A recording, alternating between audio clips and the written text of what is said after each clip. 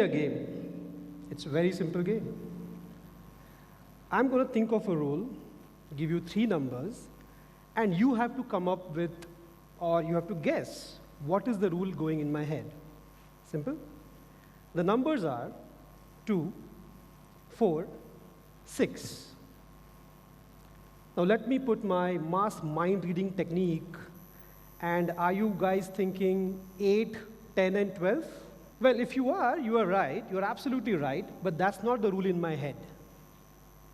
If you're going for 1, 3, 9, again you are right, but that's not the rule either.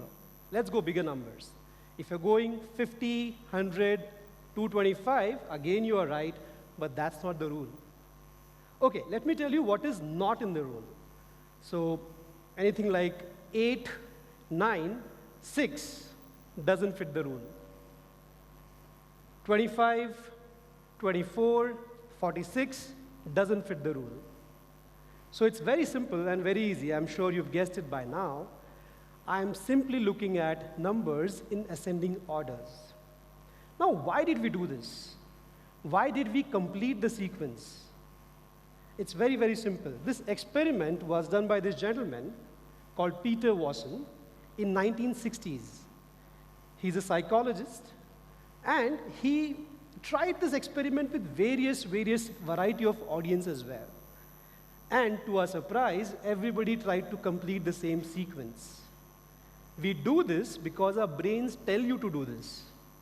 Our brain is extremely interesting, right? It understands patterns. It understands the way we are trying to do things, and to complete those things, it tries to take a shortcut. And that, simply put, is confirmation bias. Confirmation bias, when 2 words are put together, it does tend to confuse you or make it a little complicated, but it's very, very simple. When we know these people, they have bias, they go all out, or they try to find reasons and evidences to confirm their bias. Simply put, that's confirmation bias. We all do this, right? You get a little headache, you feel a little uneasy. Hey, yesterday there was a little late night, so today I'm not feeling too well. What do? You go to the best place ever, right? It's Google. You go type in, okay, I'm feeling this, and what results do you get? You get, okay, I probably have too bad a symptom, and I probably have a very, very bad kind of a illness. And you also ignore some of the sites that it's trying to throw and give you this information that, hey, you know what, it's not too bad. But you have made up your mind that, hey, I can relate to this sickness more, and I'm trying to find this. Information is really easy, and that's confirmation bias. Having faith in religion is one of the biggest confirmation bias. People who believe in religion, they tend to say that, hey, if someone has recovered from illness, it's a miracle. At the same time, if there are natural calamities like tsunami, earthquakes, those are testing times. At the same time, people who do not believe in religion, they also say, hey, there must be a reason behind these miracles as well as these natural calamities. Both these personalities are testament and a fact of confirmation bias. I just asked you that, do we know some people who are biased? The fun fact is, everybody is biased in their own way. If you like someone, it is very difficult for you to not like him or to always defend him or her, right? At the same time, let me go to the other side, which is people whom you don't like. No matter what they do, whatever energy they put, anything that they do, it's extremely difficult for you to get them to the side which is the like side, right? And that's, again, confirmation bias. Confirmation bias is famously known as my way bias. That means things are always my way, right? And I would like to do them the way I would like to do. Now, we know this confirmation bias. By now we know that, okay, everybody has it. Is there a way to get out of it? The answer is no. Please don't even try. It will not be natural. So it is absolutely natural to be biased, to have a confirmation bias. So how do I address this? The simple way of addressing confirmation bias is very, very simple. You acknowledge it, right? In my coaching, one of the techniques that we use is acknowledge. That is, you address what is being spoken at. You address your bias. So you say it loud, hey, you know what? I could be biased. If I am biased, then I'm addressing something. Then I'm saying, hey, I know this about me. It opens you different avenues for different perspectives and different dialogues that are happening. It helps you put you at ease. How when you are going on a nice little highway, you are at a constant speed, and something disrupts. You probably see some unusual event. And what happens after that?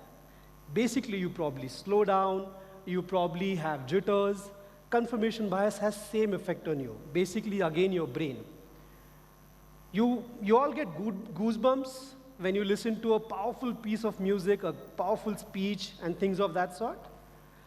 Then what really happens is your brain, again, it's trying to get into patterns. To break the patterns, if you're listening to some A.R. Rahman music, some powerful things, brain is trying to predict what will be the next piece of music, what fits. And something unusual happens, and you get goosebumps. Goosebumps is the good side, but there's also a other side as well. Sometimes you might not like that piece, so you might dislike that, or there are other versions of this as well that, hey, I don't like it, so let me not listen to it again. That's confirmation bias. Confirmation bias also plays and gives you different perspective if you acknowledge it. And the moment you acknowledge it, you get to different conversations, which is my second topic. Conversations are extremely important. And I would like to start this with this. क्या तुमने कभी किसी से प्यार किया? And what does this has to do with conversations? For my non-Hindi speaking friends, this is basically a line from a very famous movie and a song. It simply put, it says, did you love anyone anytime? So let me ask you this. If you loved someone, what is it that you did to woo that person? What are some things that you did to put an impression, right? What were you trying to do? You were trying to be the best version of yourself. You were trying to put your best foot forward. In fact, if any of your friends, close friends typically, if they tell you, hey, you know what, be yourself and everything will be taken care of. I don't even know what does that even mean, being yourself. Did you know that your body generates 300 billion cells every single day? 300 billion cells. And that's incredible. And these cells are just waiting for you to give them a new order. Basically, you are changing moment to moment. And if you are changing moment to moment, you really don't know, or I would definitely don't know, what is being yourself means. So if someone is giving you that advice, it's one of the worst kind of advice. What you can be is the best version of yourself. And that's how you wooed your better half now maybe, or your girlfriend, boyfriend. What was it to meet the parents? Again, trying to put the best foot forward, trying to be the nice person that, hey, you know what? Your daughter, your son could see a future with me, right? At the same time, look at job interviews. And this is an impactful conversation, right? We want to create an impression and we want to have a dialogue which is pretty impactful, pretty solid, that you take something out of it. Look at the job interview example that I'm trying to give. What do? You really put a resume. In your resume, you put the right things, the successful things that you've done. You put your best attire. You present yourself in a manner that, hey, the dialogue can continue, right? And that's impactful, right? That's moving from who you are. Being yourself could simply mean that you are having that pizza which was in the refrigerator, binging on something on OTT, and wearing the same t-shirt for last 2 days because it's a weekend. That's also you. But this version is for your impactful conversations. You want to have an impact and you want to take something from there. So that's why, क्या तुमने कभी किसी से प्यार किया? If you did, you will always put your best foot forward in conversations. Now the thing about conversations is, it's simply a dialogue, right? I normally get asked that, hey, many a times I don't know what to converse on because the topic is not related. If the topic is not related, in fact, I will answer one more question, which is a follow-up necessarily, is that what are some ways I can contribute in a conversation? Answer to these two are actually very simple. Listen. Listen and listen well. If you listen well, you have certain experience and knowledge. There is an expert on the other side. You can try and connect the dots and contribute. That's one. If you listen well, it opens a lot of avenues to gather a lot of information, synthesize, put your efforts of connecting the dots, and contribute. Contribute when definitely there's an opportune time. I'll give you 2 secret sauces as well. 1, people like likable people than competent people also at occasions. So if somebody is competent and somebody is likable, a deadly combo would be having both these abilities. But people prefer likable people. That's why be yourself is a worst advice. Being the best version of yourself is always recommended. Second secret sauce, people like being answered. People love giving responses and answering you. So if you don't know this topic, you ask them about themselves. You ask their point of view. And this does a very good job of confirmation bias as well. So how do you hold a conversation, ask questions, listen intently, and offer genuine compliments? If you offer genuine compliments, you are also likable, you're also acknowledging the fact this is great, and of course, try and contribute, share your point of view. And that's how you keep a conversation going. Conversations are of various types, and I'm sure everybody wants to have a very impactful dialogue, impactful conversation. What conversations do is give you that confidence to hold and stand and speak and deliver. Of course, at the same time, this also happens. Does this happen with you? I know offices have opened, and we get into a lot of water cooler conversations. Hey, hi, how are you doing? I'm doing great. How about you? I'm doing fine. How about you? Oops. And you'd start to, move your eyelids and everything. In fact, this again is a brain problem. Not a problem, that's a good thing. Patterns. There is a template, your brain knows what to ask. And if it knows, it follows the pattern. It is trying to take shortcuts, right? So, some of the interesting icebreakers, this could be one of the very interesting icebreakers. One of the common interesting icebreaker is, of course, food is one of the most celebrated.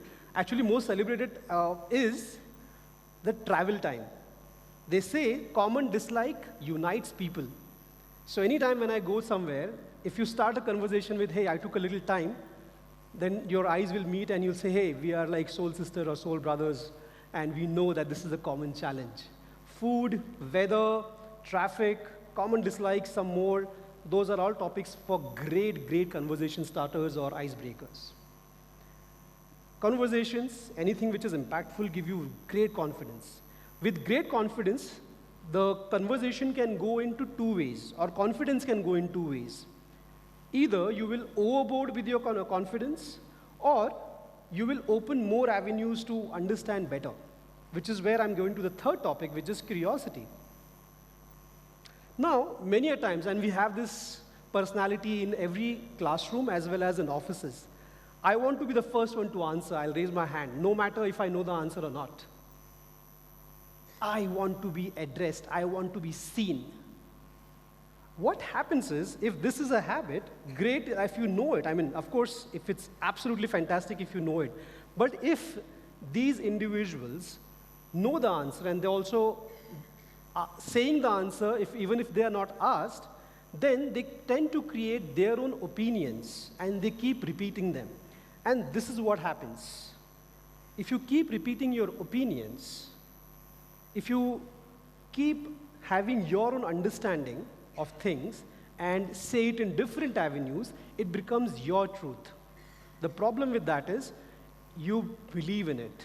And that's how false information starts. That's how illusion of truth starts. I am basically talking about the WhatsApp forwards. And we know these are there, and information is available at a speed of anything at the moment. In earlier days, the time period was much longer. Now it's only few seconds.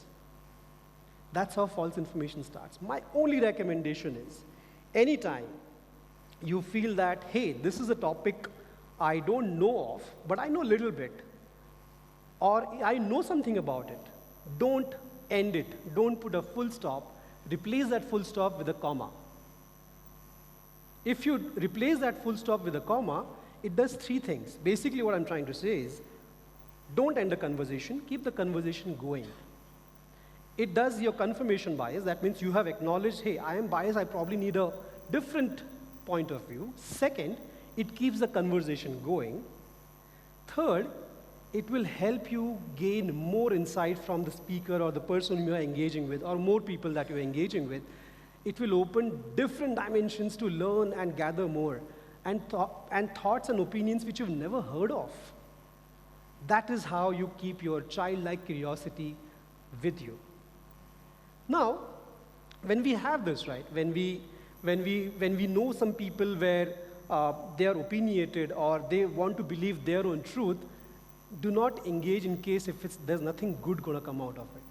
You ensure that you open your or replace your full stop with a comma and be curious at all times.